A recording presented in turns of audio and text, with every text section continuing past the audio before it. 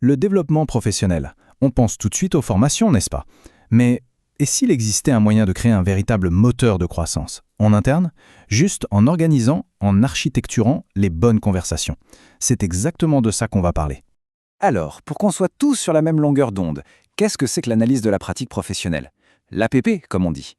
Eh bien, c'est un espace où des collègues se posent, ensemble, pour décortiquer des situations de travail bien réelles. Le mot-clé ici, c'est la réflexivité.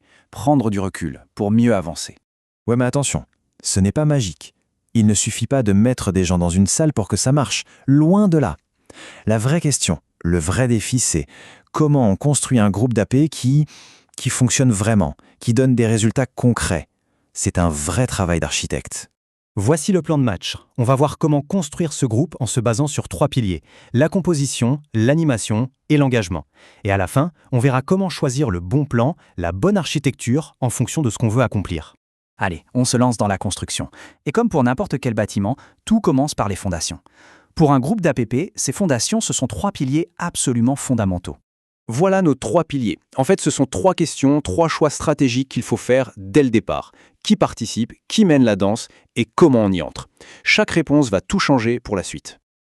Ok, premier pilier, et c'est peut-être le plus important, la composition du groupe. Dit simplement, qui va s'asseoir autour de cette table? C'est la première grande décision d'architecte. En gros, il y a 2 écoles. D'un côté, on met ensemble des gens qui font le même boulot. C'est ce qu'on appelle un groupe homogène. De l'autre, on mélange tout. Les rôles, les services, les métiers. Et là, on a un groupe hétérogène. L'avantage énorme du groupe homogène, c'est la confiance. C'est immédiat, tout le monde parle la même langue. Pensez à des développeurs qui parlent de code. Ça va vite, c'est précis, parce que le jargon est partagé. L'objectif ici, c'est vraiment de creuser un sujet, de devenir encore meilleur dans son propre métier. Le groupe hétérogène, lui, c'est tout l'inverse. C'est une machine à casser les silos. Mettez un commercial, un ingénieur et un responsable logistique dans la même pièce et soudain, ils comprennent les contraintes des autres. Ça ouvre les yeux. Le but là, c'est de voir la big picture, d'améliorer la façon dont tout le monde travaille ensemble. Donc voilà le compromis. Soit on choisit la sécurité, l'expertise, avec le risque de finir par tourner en rond, de rester dans sa bulle. Soit on vise la collaboration, la vision globale, mais là, attention aux frictions, aux malentendus. Il n'y a pas de bonne ou de mauvaise réponse, tout dépend de ce qu'on cherche à accomplir. On passe au deuxième pilier, l'animation. Et là, on touche à quelque chose de crucial. L'animateur, c'est le gardien du temple. C'est la personne qui va créer, ou non, un espace de confiance. Et sans confiance, pas de parole libre. C'est aussi simple que ça.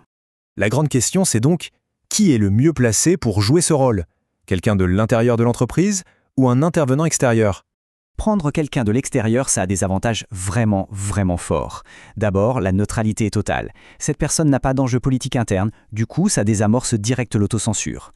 Et surtout, elle est vue comme la garante absolue de la confidentialité. C'est souvent ça qui permet aux gens de parler vrai. Évidemment, rien n'est parfait. Si on prend un animateur en interne, surtout si c'est un manager, il y a un vrai risque de mélange des genres. Difficile d'être à la fois juge et partie. Et à l'inverse, l'animateur externe, eh bien, il a un coût et il peut passer à côté de certaines subtilités de la culture de l'entreprise. On arrive au 3e et dernier pilier. Et il est tout aussi décisif. C'est l'engagement.